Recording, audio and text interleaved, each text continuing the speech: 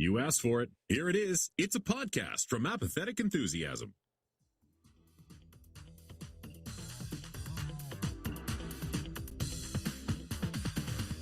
Coming to you live from a road. Not Cormac McCarthy's The Road, nor Richard Bachman's The Running Man or The Longest Walk, which are just both Stephen King's pseudonym books, just so we're all on the tracking on the same page, whatever.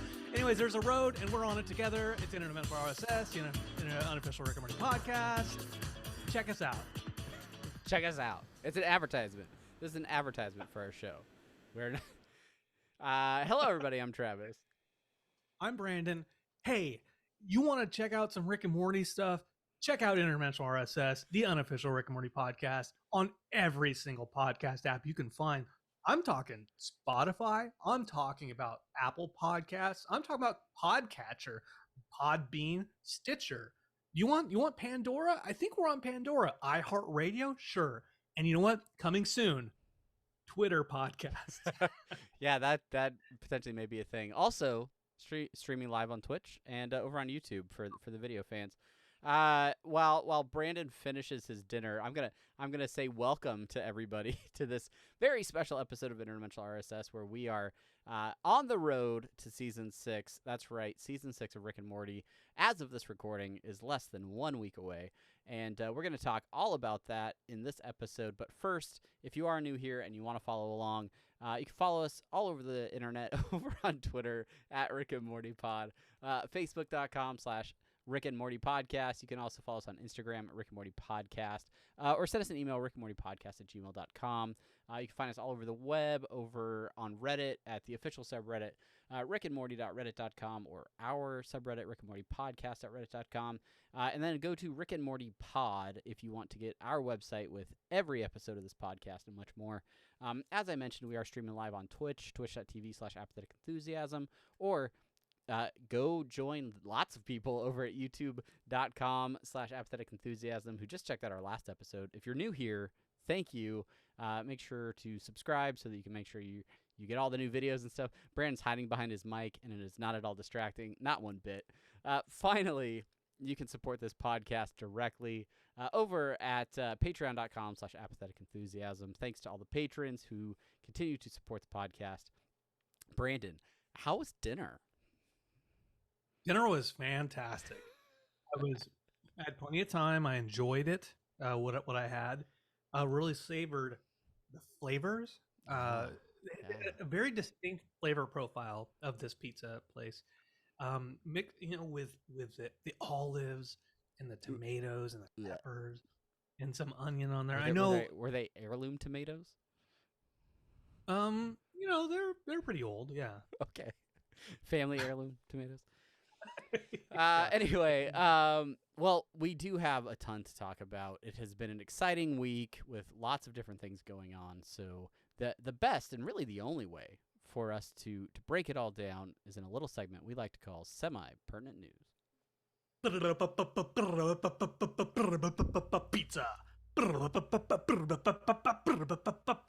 Semi-Pertinent News. I punched my microphone during that. I don't know how that's going to come across on the podcast. You're welcome. It was good.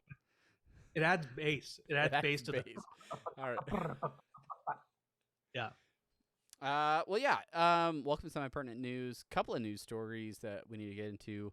Really revisiting a lot of existing stories, from week to week. And the first that we have to talk about is the man himself coming to multiverses. That's right. Morty. Morty is out. Morty's been released. Brandon, tell us all about playing with Morty on multiverses. Yeah. So I saved up 3,000 gold in order to purchase this beast of a man, or a boy. Beast of a boy, a beast of a boy, 14-year-old boy, Beast Boy, Beast Boy in multiverses. That's bigger news than yet. Morty. No, okay. He really should be, because of the WB property. But yeah. So he is. We've talked about this in the last couple of weeks, and nobody cares. But he is. He's an expert character. He's really weird because he's meant to be a brawler, but he doesn't feel like a brawler. Like he has a gun, like a little laser gun. He throws grenades. his gun will shoot the grenades and then make them kind of explode, and then that'll do damage to people. His one of his specials, like he shoots the gun up in the air, and then snakes come out on either side. His side combo is Armathy. His arm turns into Armathy, and he punches a couple times, and then you can charge up Hammer Morty to get a final good swing in there. He's got a move where he will create a decoy of himself, and then after a certain point in time, he'll reverse, he'll rewind, and he'll end up in that original spot, and then he'll gain some health back. Okay. And he'll also summon a Rick's ship in order to. It's just a vertical thing. The ship comes up from the ground and then goes all the way to the top of the screen, which is really good for saving. If you want to, if you're like on the edge and you're trying to save yourself, boom, Yeah. Well, so there you go. Yeah, it sounds awesome. I can say for sure on this podcast, I have not even loaded the game Multiverses since Morty came out, despite saving up all my gold just to play him within the game. Maybe it'll happen this week. I don't know. We'll see. But we have been rather preoccupied with another event that is taking the Earth by storm. Yes. So it is now time for us to get this week's worm update. Well, I don't. I know you teed it jeez. up for me, Travis. You teed it up for me, What? but I thought we were talking about something else, and I thought we were talking about the Szechuan sauce in Australia, July 6th to the 19th. Look, it's not even everybody, in the show notes, Brandon. How dare you? You ruin a perfectly good setup for a week-old joke about month-old sauce. Thank you. go back in time. Check out our last episode. We talk all about the Szechuan sauce in Australia. But now that we got that out of the way, let's go ahead and talk a little bit about our worm update. Worms update. That's right. It's the Worms Update 2022. It is now August towards the end of the month. It's almost the 1st of September. Almost the end of August. Yeah. Oh my gosh. Just the world is being ravaged, absolutely ravaged by these worms. So here's a quick statistic updates for the Wormageddon, right? So we know that there are 14 total locations. 9 locations have a golden rickhead. Not saying which locations. Just flash I that got on the one screen, from. by the way. Not saying which ones I got one from, but there are 9 golden rickhead locations where you have to solve the clues, and then there are the remainder, whatever, 9 plus 5, it's 14. So those the 5 are just revealed by Adult Swim, and then you can go visit the sites. Here are the updates. So 9 of the 14 locations have been revealed. 6 of the 9 golden rickheads have been found. That's right. And so these locations, Brazil, Netherlands, 2 places in the U.S., South Africa, and Canada are the. Did I say Brazil? I think I said Yeah, Brazil. you did. Okay, those are locations where the golden rickhead statues have been found and have been claimed, which means that there are 3 more yet to be revealed. A few of these locations, as I said again, the Adult Swim big reveal where there's no statue no golden rickhead associated with it. Those were in Australia, which Australia's was announced today, was revealed today, and that's with Squanchy and Bird Person. Mexico, and one here in the U.S. In for Hotlanta. Yeah, home of Adult Swim. Side. Sure. Yeah, that. So I gotta say that Atlanta one is, while it's a great statue, it's because it is a sponsored statue. It feels the most cringy to me because I just saw on social media today like a State Farm ad of like people like excited to be in front of the statue. We love Rick and Morty and we love car insurance. Yay! Yeah, so it was yeah. I mean kudos to Adult Swim for, making that money. it feels the most advertisement of all the locations so far. Sure. That's for sure. That's for sure. So here are the characters we've seen. We've seen Mr. Nimbus. I mentioned Bird Person and Squanchy already.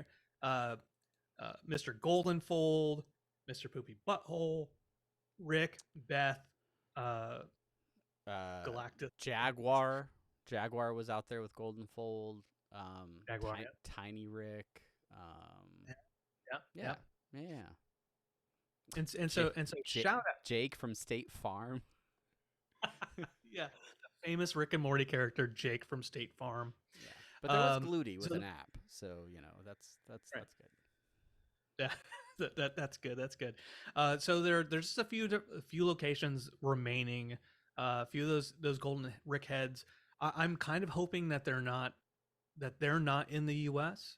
Sure. I say that, having already gotten one, but I kind of hope that they're not in the U.S. Because other than the Netherlands, there's England, the UK, like Spain, Portugal, Germany, those European countries. I think would be good to have something. I gotta give Adult Swim credit when they said this was going to be a global phenomenon, and then like the first two were like Mexico City and then Malibu. I was like, all right, how global is this going to be? A global phenomenon, or is this going to be like a North American phenomenon? And then since then we've gotten South Africa, Brazil, now Australia, Canada, although that's still like it was, you can see the United States like from the location, I think. So yeah, they are getting pretty global with this. Obviously Netherlands, another, off North America type place. But yeah, I am very curious to see where the remaining statues will be. If I was a betting person, I would say there's probably going to be at least one more in the U.S. Just because I think that's probably the biggest demographic for the show, and they're probably going to play up that audience a little bit more. But we'll see. We've got probably what I think 4 or 5 locations left. So yeah. Five locations left. That's 5 more days. We'll be sure to spell out all of those locations and give you a final Worm update in our next episode. But Brandon, any other thoughts on Wormageddon? Yeah, just a couple of extra thoughts. One, Justin Roiland visited the Malibu site, so he visited Rick. Right. I vandalized it. Vandalized it. I just barely missed him by a week. It was probably so close. from lugging this huge, beautiful golden Rick head down a mountain to my car. That's probably where I missed him. Somewhere in there. Probably close to it. Yeah. But so that was that.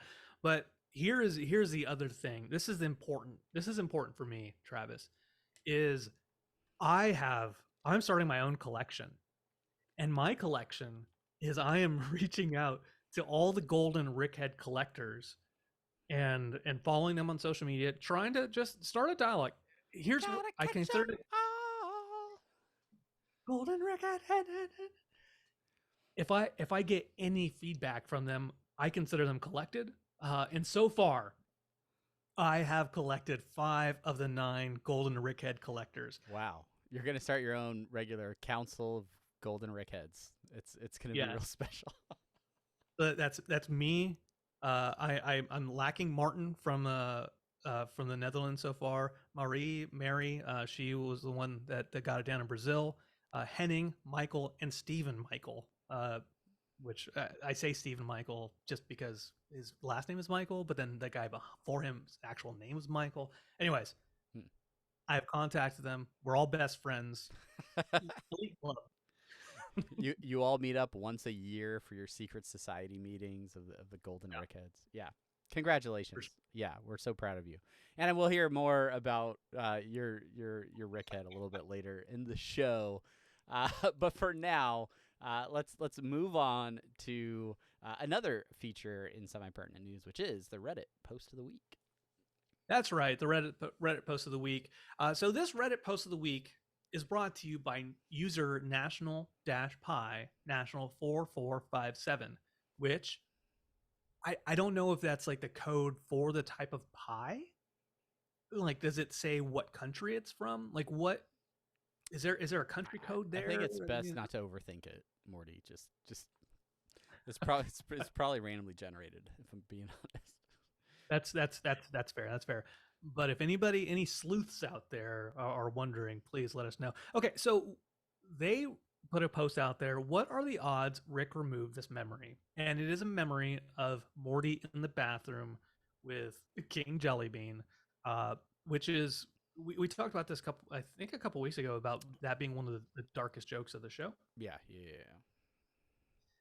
So it has 7.7 thousand upvotes, no reports, 96% upvote rate. So yeah, like there's a couple comments, talking about it being a really dark joke, and is this something that Rick would mind blow Morty out of? But my favorite comment, I'm going to put this out there, is by Corn Dogs 1001, referring So many to a. Oh yeah, is that a national thing? Is that a country code? Let's move on. Referencing a Roiland interview, with Roiland saying, "For anyone that got triggered by that scene, I'm deeply sorry that you had to live through whatever horrors would cause you to be triggered. And if I can make this world a perfect place and undo any trauma you've experienced, I would. But that scene was meant to be realistic and gritty and horrible. That was the point. The show is dark and may not be suitable for everyone. You are all entitled to your feelings and reactions." Yeah. And that comment got about 1,000 upvotes or so. But the important thing there is, like, what a great, like, acknowledgement of, I understand that this might be bad for people to watch. I apologize for that. This isn't. I'm not making light of it. That's kind of the point of the scene. And so, yeah. Anyway. Yeah, and for that reason, I think, if to answer the question of the post, I don't necessarily think Rick would remove that in a mind blower sort of way, for a couple of reasons. One, to sort of like allow Morty to have that memory and grow from it, or maybe like as a cautionary tale, like, oh, I don't know, there's a lot of traumatic things that happen in life that might repeat themselves if we weren't aware of things that happened in the past or whatever. But and Rick, I just don't think he's as caring to like I think he'd be more concerned about taking a bad checkers game out of Morty's head than certain trauma. So yeah, I think that's the key right there, Travis, is that Rick mind blows Morty when it's something that benefits him. Yeah, exactly right. Right. All right. Well, that was the Reddit post of the week. Travis, we talk about that. That's a weekly thing. We skipped last week. Oops, my bad. But here's something we never skip, ever, in all of the episodes of this show, and it's the Dan Harmon social media minute. Dan, Dan, Dan, social media minute. That's good. So, yeah, this is the Dan Harmon social media minute, and this one's nuts, guys. This one's really nuts. In a recent post from Dan Harmon over on Instagram, we've got washers and nuts. This is a video. There's some voiceover on this, and basically it is a woman explaining that those little flexible like washers that I don't even remember what they're called. They're like lock washers. Lock washers, that's right. She basically says that they're like worthless. They don't do anything, or something about the quality of the steel. Dan's really excited about it. His main caption is, "Holy shit, I knew it."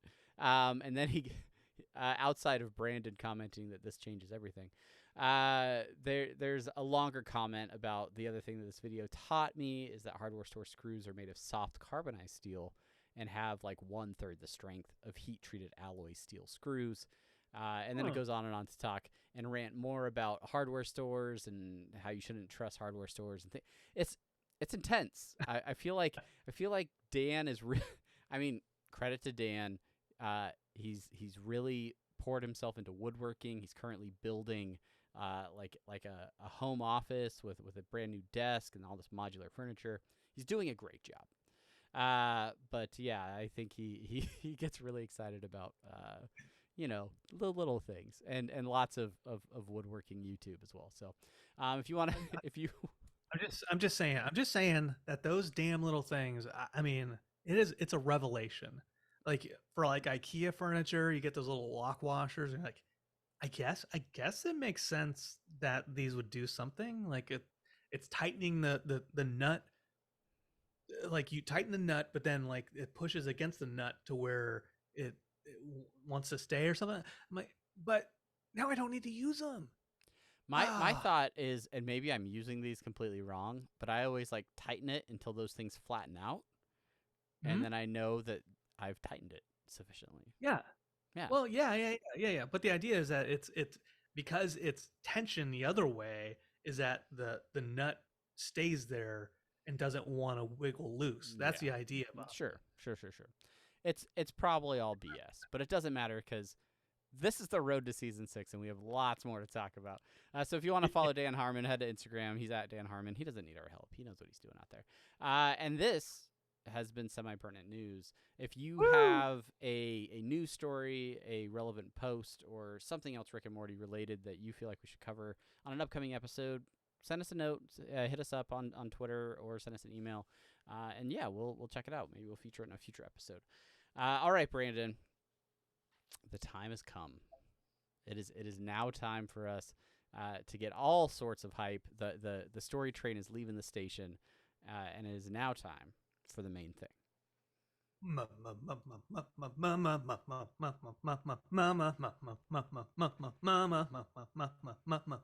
Main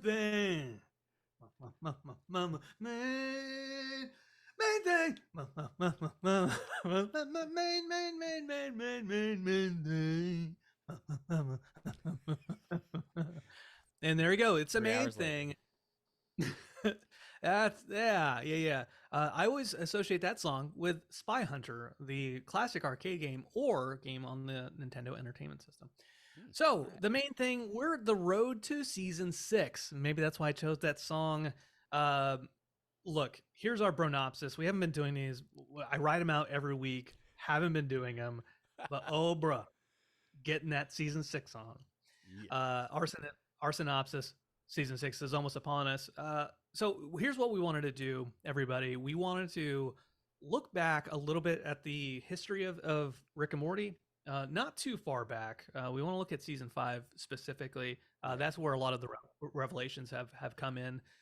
Talk about season 5. Just a few, quick important details. Look at some reframe our focus, right? Like, I mean, we're going into a new season. A lot of things could happen, but we don't know where we're going until we realize where we've been. That's right. That's right. That's why it's a road, right? Because you can look back at the road and you can see, oh yeah, there was a curve there. Oh, that's where I hit that that transient, right? You can do those types of things, and you'd be like, but you know what? That transient's way far behind the further I go. Yeah. Right. We got to keep moving. We got to keep moving. Gotta keep moving. That's like a dark turn. Wow. So we want to talk about season 5 stuff. So let's go ahead and do that. So we're going to talk about some season 5 stuff. We're going to talk about some of the interviews that we've seen come out. Then we got a few, at least one surprise for you. Yeah, absolutely.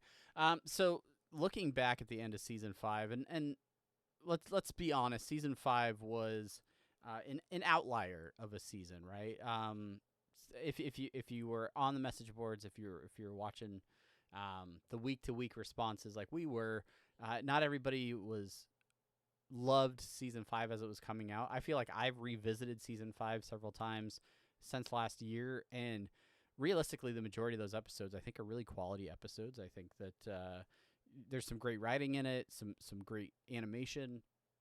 some surprises, right? Some twists and turns that we didn't necessarily see coming, that we don't love, but it all culminated in this major event that fans have really been clamoring for a really long time. We got to revisit the Citadel of Ricks, where a Morty president is in charge. Of course, we know that that is evil Morty.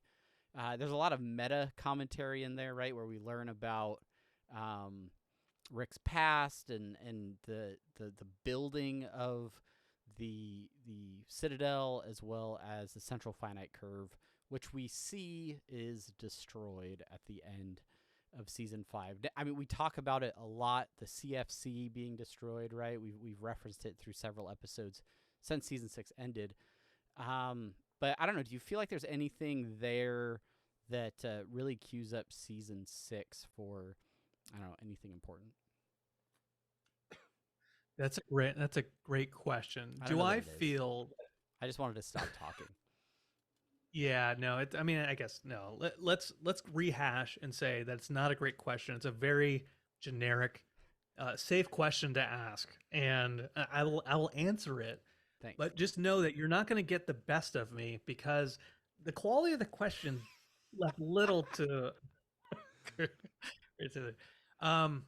Yeah, there's part of me that feels like we maybe went at this discussion maybe backwards, because I think that's like the more important thing that we should talk about. But let's go ahead and do it anyway. Sure.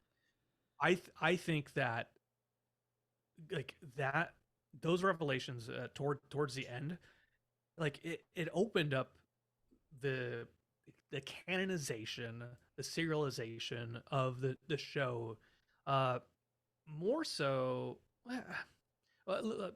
Going back to season 2, season 3, in between there, we keep talking about this, right? Where like we thought, oh, that is going to be the big thing, and even Rick going into the prison, we're like, okay, yeah, like this is a change in the status quo. But the season 5 finale truly felt like a status quo changer in a way that was like, hey, the reason we could keep resetting how we viewed his story, going back to the his arc of the sauce and taking over Jerry's position as the patriarch of the family and all that type of stuff. The reason we were able to do that is because of the CFC, this kind of pocket dimension. Now that is gone, you're going to get what you want. We're going to keep being able to do what we want as fans, the writers, from the writer's perspective. And we're going to work together essentially to give you a story that we think that you want to see, because it's what we want to see as fans. Yeah. I think that's what season 5, the finale, tells me. I think the almost bigger, if there's anything bigger than the CFC being destroyed, Evil Morty's plan, being fulfilled, and realistically, we don't know if we'll ever see Evil Morty again, if he has truly escaped, like, Rick's clutches, so to speak, within the CFC, and he's satisfied now, or if he will come back as some sort of antagonist. But I don't really see why he needs to. But with the CFC being destroyed, another thing that I don't think we've really focused on as much in the off season, but was a huge deal in keeping Rick and Morty at the Citadel, and also eliminating a lot of other Ricks who were there at the Citadel, is the fact that Evil Morty was able to like hack Rick's portal gun and all the portal fluid, right, to eliminate that get out of jail free card of just popping a portal and hopping into another dimension. The limits that are placed on Rick, we talk about it all the time, that powering, depowering of Rick, taking portal travel away from him, even if it's like short term, feels like something that could really change the way Rick is forced to handle certain situations. Yeah, not as much of an instantaneous point A to point B, where there's now at least a little bit of travel time in between there. Yeah. and it's not necessarily a it's not a shortcut anymore, Yeah. or like a Deus Ex Machina or Rick Ex Machina. It's not as much that anymore. But I think that's a great call. Anything with doing the portal stuff, having that fluid being broken, whatever that the science is internal to the shows, Pseudoscience, right? Yeah. um, and seeing what we see happen with that throughout season 6, I think is going to be an interesting thing to watch. Yeah, I agree. There's also an emphasis in, especially that finale episode of season 5. Rick and Morty keep trying to get back to basics.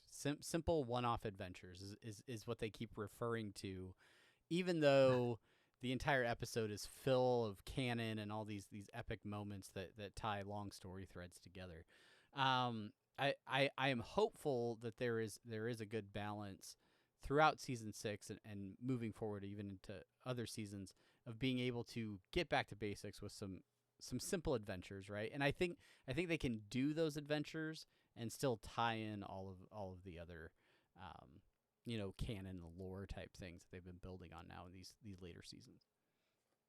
Yeah. When you wrote down getting back to basics, I thought you were referencing more of like the family dynamic aspect of it. Sure. And so I didn't put two and two together as far as the back to basics approach of we're just doing classic Rick and Morty adventures. Yeah. Right. Yeah. And we've got it down here later in our show notes, but some of the interviews that have come out from the press with Justin, Dan Harmon, talking about some of those aspects of this getting back to basics in, like, is it going to be entirely canon, or are they going to have those one-off adventures? And seems pretty clear that there's going to be a little bit of both. Yes. So, do you want to move into talking about some of those articles that or is there anything else on season 5 that you want to key in on? Yeah, I just want to talking about the getting back to basics, and as I said, like, I thought that was more along the family way. Sure. Throughout season 5, we see Rick kind of much more. He seems more vulnerable. Okay. Even like looking at the one where they go to hell and Jerry's stuff, right? Yeah. Like, it gives us pain, which gives us pleasure, which makes us hurt. Yeah, all of that stuff, right? And like him being sensitive to Jerry in that way, him being sensitive like with the crows, the bird person stuff, and he's going into this season. Bird person's off doing his thing, and he, whatever happens with the spaceship, with the Citadel, which I think we'll get into here, like a little bit. Yeah. What happens at the end of it? It's just him and Morty. It's just him and family, and so it's interesting that he doesn't have any friends right now that are available to him. He just has the family. So going from season 5, where he's kind of losing those ties, and then just focusing on the relationship with the family, I think that should be a cool thing to see, especially like even in a trailer, right? Like with Night Family, with like it's an adventure at night, and then the ship explodes, and having police cars. As far as we can tell from the trailer, as far as we have no additional information on. Yeah, no, I think reinforcing like the Smith family and their internal dynamics. When the seasons do that, I think some of the best episodes in the series have really focused on that aspect of the show, and it isn't strictly a Rick and Morty type adventure, but when you can include the family, there's some amazing B plots that only deal with the Smith family, and Rick and Morty are off some other planet or something. That fans continually go back to and talk about those sequences. So Yeah, I'm hopeful that we can have a season that gets back to those basics as well. Just reinforcing the Smith family and their how they act together as a family. So, But before we go any further, so I want to ask you. We talk about Rick earlier in our show, in our podcast. We do like these little character explorations with Beth and Jerry and Summer and Morty. Uh, so just looking at the family, the ancillary family, like what do you think? What would you like to see out of season 6 for say Beth or say Jerry or Summer? Like what would you like to see happen out of that? um, honestly, I am restarting the series with one of my kids right now, and so I'm back in season 1 watching like really old like Rick and Morty now, and some of the things like I noticed in that like we went through the on again off again with Jerry and Beth where they had their divorce. Things seem to be fine now. I don't necessarily want to see like any change there, but I would like to see a little bit of development with Jerry. Like I feel like Jerry has sort of been the same since like season 2, maybe like yeah, he's gone through a divorce, but I don't feel like he's changed a whole lot. He is the punching bag of the Smith family. He's the idiot that's easy to make fun of, that always gets himself into trouble, can't defend himself. But like if you look at early like season 1, like Jerry had a job. He was an advertising guy. Like I don't know, like I'd like to see like Jerry do something different. He got employed by the Gronflamites when they took over. He kept crawling, it kept working, whatever, right? But I don't know. I'd like to see some shift with Jerry. He can still be the punching bag, he can still be the idiot, but maybe in an office environment, or maybe in like at a Baskin Robbins. I don't know. I don't care what it is. Maybe he drives a visible water truck or a trash truck or something. I don't know. But I would just like to see something with Jerry where he's, I don't know, branching out, getting out of the house a little bit more. Yeah. I I can't. I agree and I disagree just a little bit on the Jerry stuff, because I do think that overall he hasn't changed as a person, and I think there's a risk of him changing too much Yeah. because then he is not the punching bag anymore. Um, I so don't he necessarily needs. want him to change. I just want him to like do other things. Like, Oh yeah.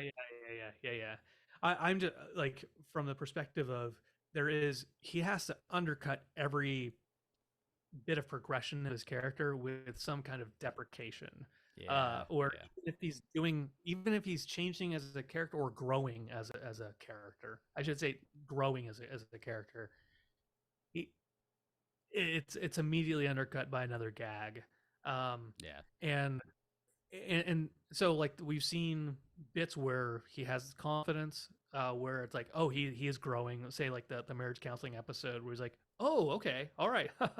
And then he's undercut by, now Beth sees him as like a pompous, Yeah, yeah, they're sort of shaking each other's hands, right? Or when he is in the apartment by himself in season 3, and like he's talking with her, and they have that like legitimate kind of connection again, right? And even Worley Early Conspiracy, and the one I just talked about with all the Cenobites from the Hellraiser stuff, also reboot on Hulu next month. Anyways, I I agree with you that I want to see more of Jerry. There's some out there on Reddit. This is a side note. We'll move on from this in a second, but some posts out on Reddit. They're like asking about characters, and like they put a picture of a character, and like I forget what the question is, but it's like, what do you think about this character? And there was a Jerry post out there, and a lot of people are like, yes, Jerry's a piece of shit, and he's a dumbass, but he's also the most relatable character of the series. Um, so much so, somebody called me, said that I look like a Jerry on Facebook, and I'm like, I mean, are you can't wrong? can't argue with it. That reminds me, I gotta go weed whack my driveway. Yeah. So, anyways, all that's to say, I agree with you. I would like to see more from Jerry this season. I'm interested to see what happens. So, anyway, moving on from that, Travis. I mentioned some interviews that had come out over on like Slash Film and cbcomicbook.com with Justin, Dan, Summer, and stuff. So some interesting tidbits out of there, of course. Spencer. Her real name's Spencer. I even put it in the show notes like that. Damn it. But shit, man. It's just a testament to what the life that she breathes into that character. So yeah, you know what's okay. Moving on from that, there's something interesting here. I've seen a lot of interviews with Justin Roiland come out for this season, whereas I feel like the last 2 seasons, at least the last season, I felt like he was not as present in the show. And yeah, I think we've even spoken to it on this podcast a little bit, where obviously Justin Roiland, co-creator of the show, voice of the 2 titular characters, like he's involved with the show. He always has been from its inception. But in terms of doing press, in terms of promoting the show, yeah, you're absolutely right. It felt like he was less active in interviews and things like that. And there's a noticeable change leading into season 6 where, you know, he's hiking up the mountains of Malibu to go visit Rick statues. He's doing all these press interviews. There is a possibility, and this is just speculation, but with the development of Solar Opposites, with his involvement on Squanch Games, like he was involved in a lot of things, and I think the production schedule, even into season 5, was still kind of rushed. Obviously, you're dealing with like recovering from COVID and different things like that to try and get the show put out. So I think now it's possible that because they're into a much better rhythm with writing the show, with developing the show, being ahead on scripts that gives them more time to animate and fine tune the product. I don't know. Maybe he's got a little bit more time or space to be more engaged with what's going on with the show, and I don't know. He seems excited. He seems really excited about season 6 and where the show is going. Yeah, you're right. In a couple interviews that I've read, I think like Scott Martyr mentioned in a side interview that like from here on out, there's going to be a season every year because they got the production coming. And Scott being coming in at the very, very tail end of season 4. Like I think the first episode he worked on was the Vat of Acid. Yep. And then coming into season 5, we didn't talk about it too much back in earlier in the discussion, but this being a transitional season, they lost Mike Mandel. That was a blow to them. Yeah. And so like season 5 happened, the writers are getting into a new flow. They're working with new faces, new processes, and I think you're right. I think going into now season 6 and beyond, they're already writing season 8. That everything is smoothed out, and maybe he has more time, flexibility to hop in, be a part of, be a more public part of the show versus behind the scenes with all of his side projects. Yeah. No, well, that's speculation. We don't know. 100% speculation. Justin, if you want to come on and talk to us about any of it, feel free anytime. All right, we actually have a ton more to talk about, including a very special discussion at the end of this segment. But to sort of reveal to our listeners just how far this little independent podcast has come, right? As unofficial as it may seem in our as Brandon grips his golden Rick head, we have built a little bit of a relationship with the good folks over at Warner Media, over at Adult Swim, and they are continuing to hook us up with things like interviews, like the interview that you'll hear in just a few minutes. But this year, as well as last year, they also hooked us up with some screeners, right? So we've got an opportunity, Brandon and I, to actually see the first couple episodes of season 6. We promise not to spoil anything for you here. We will leave full reviews for those episodes coming up in the next few weeks. But because we have seen the episodes, we wanted to give you a little bit of additional hype and talk up sort of what we've seen and what we are excited about for these episodes. So first, I mean, it does pick up where season 5 left off, which I would say in terms of canon, every season has done a really good job of like leaving with like some sort of cliffhanger or like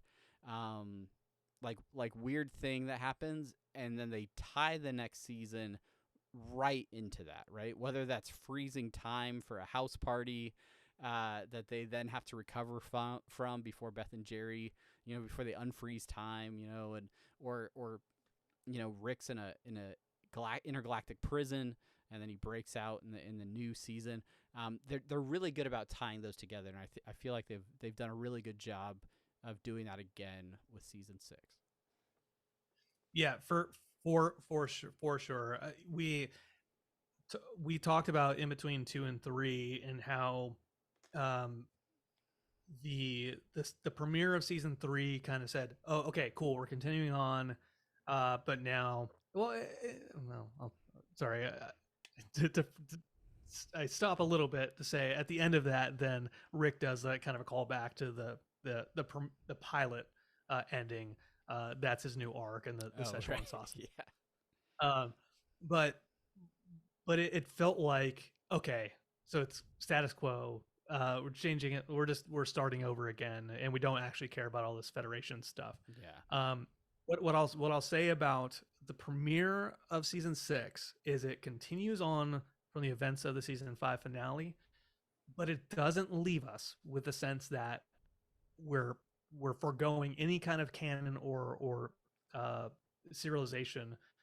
It's going to keep going from there, and there's going to be those ties throughout the season at the very least. Yeah, I think you hit on a really important thing there, where the lore connections or the tie-ins don't just tie the episodes together and then we start off on a brand new direction with the new season. I think it only reinforces some of those things in the new episode and sort of sets the stage for what Rick and Morty might feel like now that they've fully embraced, this internal canon and driving it even further and really exploring things that we didn't even really focus on, or maybe fans talked about like on message boards or on Reddit, but the show itself never really like dealt with it. And so now they're even driving that further, which I think is really exciting. I think fans are really going to get a kick out of that. Yeah, definitely, man. Like the things that if you've been in any message board or Reddit, like some of that stuff, fans are going to be happy about it, right? Yeah. We've talked about it all. I think the season starts in a phenomenal way, and like I'm almost at a point where I'm like, what are they going to complain about? Like, because obviously there are going to be people that are critical about the show and more critical than we are, but I think it's a really solid start to the season, and I think even not just talking about the first episode, but the second episode, they start to kind of balance out. Like, it's not going to feel like a serialized drama where every episode is tying directly into the next, but in what we've gotten to see so far, there is a good give and take of like really deep storytelling with also just random insane sci-fi concepts that they really have been core to the history of Rick and Morty. Yes. Getting to that balance of of the lore that some fans crave and the standalone adventures that others crave. And that might be a good reason why they picked those first 2 episodes to get the season started. So yeah, stoked about it. Before we get into our final surprise, I want to ask this, Travis. Well, I guess we can ask that later. I'll ask it later. I'll finish that thought up. Okay. Look, here's what our surprise is, right? So last year in season 5, leading into basically the finale of season 5, we talked to executive producer Scott Martyr, who, again, we mentioned his name earlier, was brought in. He worked on It's Always Sunny in Philadelphia for years and years. Undeclared, he created that animated show. And he spoke to us, gave us some insight into the finale that we didn't even know about, talking about like depowering Rick and Superman, all that good stuff. So we had a chance to talk to him again going into season 6, and as well as producer James Siciliano, who's been there since season 3 of the show, worked with some folks that we talked to still. So we have that interview now. Ask me. For your context, jumping into this, James and Scott are asking Brandon a little bit about his adventures in Malibu. So enjoy this interview with the producers of Rick and Morty. It's about huge. halfway. It's huge. Capri Sun. Wow. Dude, that's awesome. That's great. Congratulations. And Wait, thank Brandon, you. can you hold it up? I want to take a screen grab of you. Yeah. That's awesome, man. Congratulations. Thank you so much. I know that's not what this interview is Yeah, about. we're gonna but, interview you. How did you even begin to find it? How did you like get ahead of the pack on that? Yeah, well, I think I part of the thing is I think that the hype wasn't fully understood yet, and so Yeah. you can see that in like Pittsburgh. There's a lot of folks up there, but like the clues came out in the morning. I'm kind of teleworking now, and I'm like, well, I know it's in Malibu because they're talking about 20 miles of scenic beauty, rich assholes. Yeah. Mm. All right, I'll drive down there. I'm like an hour away. I'm up in Simi Valley, so Okay. I'm like, screw it. I'll drive down there. And then by that point in time, people had figured out the math, figured out the location it was at, and then I'm like, That's awesome. it was a residential area. I thought I was kind of scared to go in, but I'm like, I'm here already, might as well. Wow. And that's where it was. Those builds are cool. Yeah. Oh man, they're so cool. The poopy butthole one this morning is bitching. That as one they was say. cool. Yeah, that's the one that's like the interior of his house or whatever. Or, Yeah. awesome. That's exciting. Yeah. Well, so good to see you guys. Well, Scott, good to see you again. James, first time seeing. Yeah. Pleasure to meet you. I'm Brandon. Nice to meet you. I'm sure James likes your Jason mask. You took the words out of my mouth. I was just Sorry. gonna say I love I the noticed it. Jason mask. I have a little Jason poster there. I have a little Hi. my little Jason right here too. Yeah. I've got my puppet master right over there too. Oh, that's cool. Awesome. Well, I don't want to take too much of your time. I know that this is a big roller coaster of talking to folks. So just a couple questions. First of all, now that the CFC, also known as the Central Finite Curve, is destroyed, the show almost has kind of a soft reset where all bets are off. How has this created more freedom in the writer's room to create almost a new set of rules? Well, I mean, the gift of the multiverse is we have a lot of that freedom before, but it created freedom and then it also was like, well, where do we go from here? That was the big question when we were doing that and picking up season 6. And as well, Scott was saying, is that like the beginning of season 6 took a while. 601, we wrote a lot of versions of that were very different, and we finally landed on this Rick story that was incredibly satisfying, that went all the way back to season 1 and tied all these threads forward. So in a lot of ways, breaking the CFC was allowed us to bring break the next half of our story. It was a journey, but it opened up a ton of possibilities for us. Yeah, it's given opportunities to see inside and outside in a fun way that we get to explore over the next few seasons, because we're writing season 8 right now. So sometimes excuse us because we're just juggling like 30 episodes simultaneously, but that's a really high class problem we're proud to have at Rick and Morty now. Yeah, you mentioned writing season 8. I know Heather and Campbell. She mentioned that a couple months back, and like, oh crap, they're already so far ahead. You know, how much has season 6 evolved? Because Scott, last season was your first season with the show. James, you've been with them for a good handful of years, I think, at least since season 3. Yep. How much has the season 6 evolved from the end of season 5 and continuing into season 7, 8, and beyond? Obviously, I don't want to get too far ahead of spoilers. Yeah. I feel like, generally speaking, I just feel like we're all finding our confidence. I feel like something I've been really lucky to find is just like a great stable of writers, and we've held on to the best of them and kept nurturing them. So everyone's writing the show better. Everyone's got like such a great understanding fundamentally of the show that like I just feel like season 6 is more sure-footed than season 5. It's like it's not looking to be a standalone. It's looking to start carrying some threads a little deeper, having a little bit more interconnectivity. Just the things that I felt like I'm really proud of season 5, but those were some things that I wanted a little bit more, because a perfect season for me is like standalones, canon, and some threads, so that it all kind of feels like it's braided and we're paying attention and care about all these things. Those are the things that all of us are interested in implementing, which I think everyone's going to feel in season 6, but I know is also carried into 7 and 8. Yeah. You know, I know that having seen the premiere, lore-wise, fans are their heads will explode. It's gonna be all over the news and just mass hysteria. But they're gonna love what they see.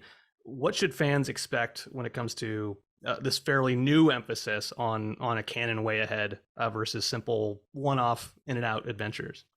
It's not like every episode's going to be like, here's Evil Morty again. He's not going to become like Larry from Three's Company, but not yet. not yet. But I think I think they should feel safe in the fact that like we are going to take care of them, and that it's our shared interest to add that to the show and keep that moving. You know, keep it sprinkled along. Yeah, the threads that fans care about are the threads we also care about. Not because of that, but we also are super invested in them and chasing them. But we also want to tell fun, crazy stories too that can be dumb or fun or both. And we have a really fun mix, I think, in season 6 that both follows threads but also veers off to do things that are more one-off episodes. But like as Scott's saying, I think there's a lot more like looking forward, looking back. That's something we've really just been excited about bringing into the fabric, that even the one-offs can be aware of everything around them. So it's exciting looking into 6 and 7 and all that stuff. Cool. Yeah. You know, the second episode, the second episode that was screened, I want to say, you know, the show has always done a great job with referencing pop culture, talking about that canon, going back and referencing Rick and Morty itself. And so the most recent example, bringing up the Roy stuff, Roy Life Well Lived, and doing a Die Hard. Yeah. How do you guys balance drawing from the show's kind of internalized mythology and bringing in those outside references? In terms of the outside mythology, sometimes I feel like Harmon's not necessarily always game to just bring back an old person. Like he feels like we need like a really good reason for it. And I feel like it was like literally day 1 of season 6 that I don't remember where the idea came from, but the idea for 602 was essentially thrown out, and we were like, whoa, what a cool way to look back on like a really like, you know, just a gem of a piece of an episode and just expand it in the coolest sci-fi way. And because it ended up Harmon sunk his teeth into it, like that's cool, and he nurtured it for a while. And because that A story was getting so much love and attention, but we felt like we couldn't just live in the world because the world moves so fast that we needed to get out to the real world. The joke was just give me a Die Hard on the B side of the story. We're like, yeah, but he's like, just give me a Die Hard right now. So it kind of that had always been kind of the heart of it. Just do a Die Hard.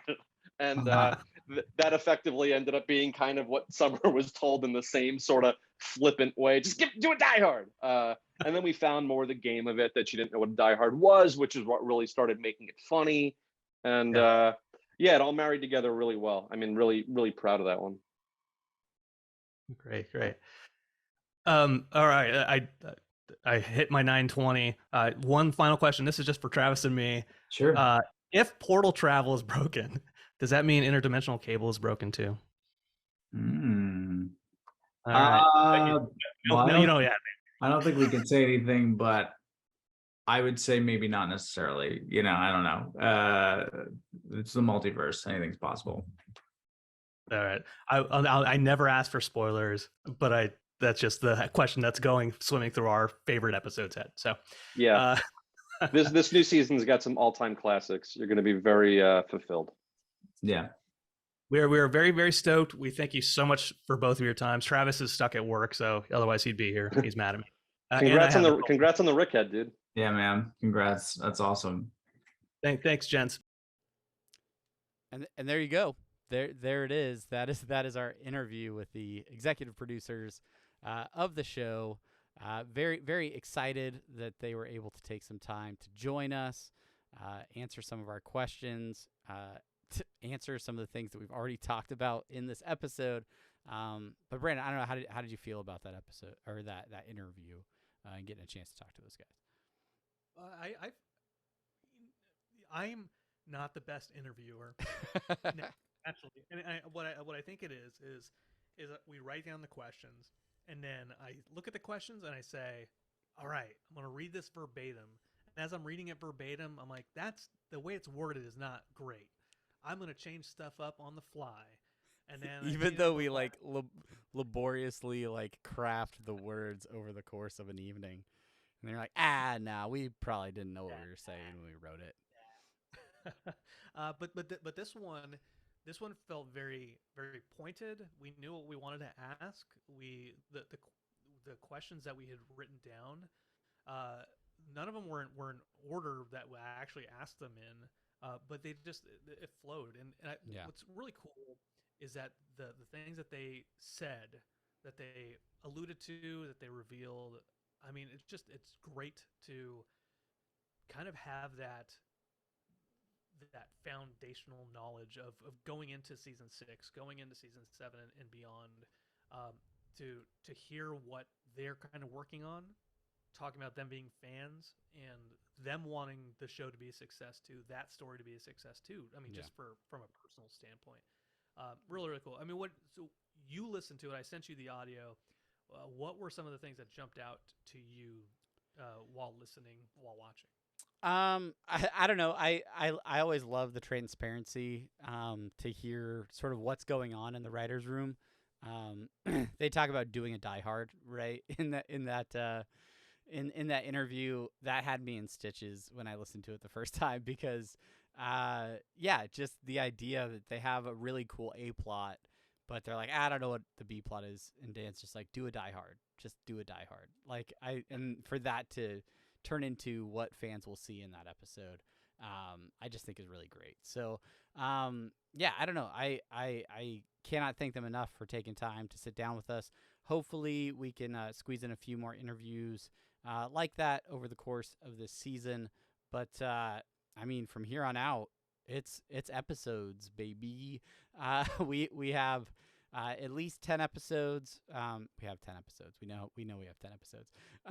For season 6, we'll be breaking them down week after week, just like we always have with all the other episodes. Any other thoughts on the road to season 6, Brandon? Any other things you want to cover before we get into some short outs and get out of here? We'll do this real quick, Travis, because we're already a minute and 10 seconds in. We're an hour and 10 minutes in. Goodness, to the episode. Bonus episodes. So what I want to talk about the over-unders of side characters. We've met a lot of side characters over the last 5 seasons. What are the over-unders, or just say, are we going to see them or not see them? Just a binary, yes or no. Percent chances. Yeah. Percent chance of seeing Poopy Butthole, Sing Squanch, Bird Person, Nimbus, Meeseeks, and or Evil Morty. So Ooh, okay. Poopy Butthole, I feel like is 100%. We will see Poopy Butthole at some point, just because of his like end of the season breakdowns where he gives us an update on his life and how things are going. To me, that's something I come to expect now from the show. So I'm going out on a limb and 100% expecting to see Poopy Butt, that little poopy superstar, at some point in the season. Okay. All right. Okay. Cool.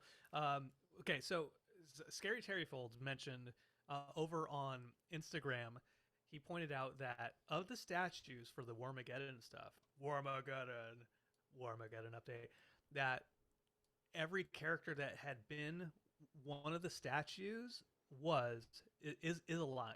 So Golden Foal, Nimbus, all these characters are all alive. The latest one is Bird Person, Tiny and Rick? Squanch. Tiny Rick, Tiny Rick's not alive. I mean, Rick is alive, and so if Rick's alive, technically Tiny Rick can be alive. Sure, fine. Loophole. Loophole. Okay. Well, so it sounds to me like you don't think Squanchy is alive and won't be in this season. Is that what I'm getting from you? I think I'm holding out hope that Squanchy is alive. No body, no death. We've always said it. But I'm going to say maybe like a 25% chance that Squanchy shows up. Okay, a 25% chance. Ooh, that's a low chance, Squanch fans. That's a low. Sorry, percentage. Squanch fans. you can address your criticisms in the comments below or over at Rick and Morty Pod on Twitter. I think Bird Person is a high percentage. Nimbus, I think that's maybe a fairly low percentage. I don't think we necessarily see him again, unless it's like a very, very brief cameo. Yeah. Same. I don't know. I almost want it to be like a 10 to 15% chance. I want him to be gone long enough so that when he comes back, it feels special. You know, like it feels like a beach on the southern coast of Brazil. You know, like I want it to feel. I want to feel something, Brandon. Named after his favorite actor from Catch Me If You Can. Meeseeks, we'll probably see him in the background somewhere. That's exactly what I was going to say. I was like, they'll probably be drawn into the background of something and not actually even say a line. That's right. And I as far as Evil Morty, President Morty, I think that this is. I don't want to give it a 0% chance, but I want it to be a 10 to 15% chance. If he shows up, I want him to be a cameo, maybe a post-credit stinger. Or maybe leading into the finale for whatever we see in the premiere. I could see him being talked about, but maybe not appear in this season. Oh. Maybe okay. Maybe they keep with tradition, a little off again, on again with Evil Morty. Give him a season in between. He's off exploring the far reaches outside the CFC, and maybe he's referred to but not actually appears. Okay. Pure speculation.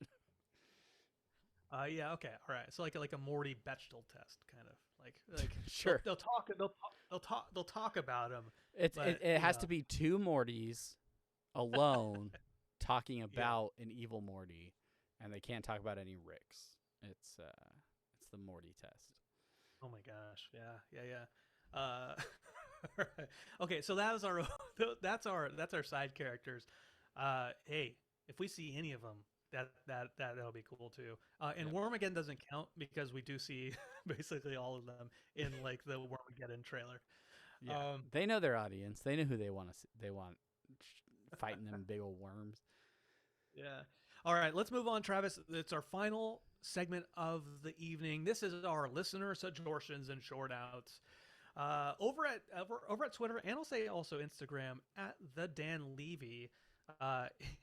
He was number 12 to the site in Canada. Yeah. And he woke up an hour late after the clue was announced, and very well could have been number 1. But he over on Instagram, on Twitter, shows some of his pictures of I'm going to step back. Sorry if it's Levi. Sorry, Dan. Anyway, let me know and then cuss me out. Yeah, so him interacting with the Golden Fold down in the subway of Canada, that's really, really cool. Over on it's under Twitch chat, Travis. Sorry, I haven't updated the Google form yet. Over on Reddit at Closet Shitta. Subscribe to your pod Monday. Like what I've listened to so far. You guys have fun and provide unique perspective. I dig it. Closet Shitta is actually over in the Warmageddon Discord because they pulled me in and they gave me a special title and everything. And they're like, ooh, how much does it weigh? Which is a big question that they have. Also, is it solid gold? And also, how much will you sell it for? Those are the main questions that you get. Yeah. The famous all the questions asked by Brandon. Over on Instagram, of course, Scary Terry noticing the squanch existing in Australia. We mentioned that a little bit earlier. I love that statue with Squanchy and Bird Person. I hope it's indicative of Squanchy's return. We'll see. And you're gonna have to help me out with this name. Matrepapafu. Yeah, Matrepapafu. Yeah. Just a fellow Rick and Morty collectible collector who we've been chatting with on Instagram via DMs.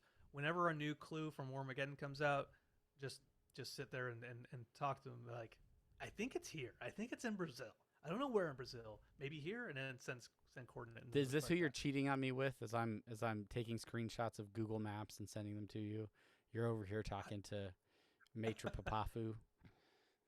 I'm talking to Matrepapafu. I'm talking to the I'm lurking in the Discord, and Fair. every once in a while I say, "Hey," and they're like, "Hey, oh, it's Barnyard." Yep. You're a regular celebrity in there. Congrats, Brandon. You suck. But anyway, so that is, I think that's our episode for today. Everybody who follows us on Twitter, who sends us comments on Facebook and Twitch and Reddit and Instagram, thank you so much. If you are listening to this show for the first time, if you're on Apple Podcasts or if you're on any kind of podcast app that takes reviews, we would love it if you gave us a review. It doesn't have to be positive. We'll take negative reviews too, because that gives us feedback for improvement, iterative improvement. We cannot improve without this that podcast is an empirical process. We're A/B testing all of our listeners. Absolutely. We're doing a version of the show where the interview is at the front, and to see which gets. So leave a comment. Let us know if you got the interview at the beginning of the episode or at the end, and then we'll be sure to put that into the gonculator or whatever that is. So, thank you guys so much for listening. Unity, you are amazing. I'm so excited to spend another season of Rick and Morty doing this podcast and interacting with all of you. So, thank you for listening. Thank you for watching. And here's to season 6. Season 6. Whoop. First episodes. Ooh, they kick ass. September 4th. You're See you then. You're in for a blast from the past. Or not. I don't know. I haven't seen it yet. I didn't watch it yet. I got the screener, but I don't know. You didn't watch it? I watched it 3 times. Nope. Go in with my eyes closed.